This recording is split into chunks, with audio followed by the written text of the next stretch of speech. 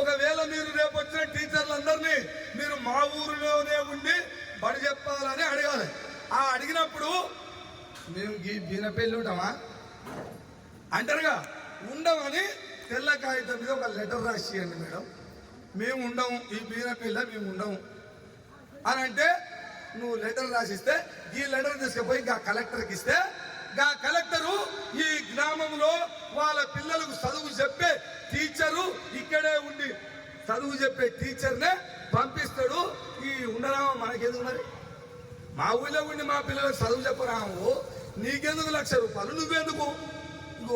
ఈ ముచ్చట తల్లిదండ్రులందరూ నిమ్మలంగా ప్రశాంతంగా రేపొచ్చే జూన్ 15వ తారీఖు స్కూలు తెరవగానే ఆ 10 మంది వస్తురా 5 మంది వస్తురా ఆ టీచర్లని మీ ఇక్కడ ఉన్న తల్లిదండ్రులందరూ మన ఊరు మన పిల్లల బాగు కోసం మీరు ఈ ఒక్క ప్రశ్న అడుగుతారని మీ పాదాలకు దండం పెడతానికి వచ్చిన.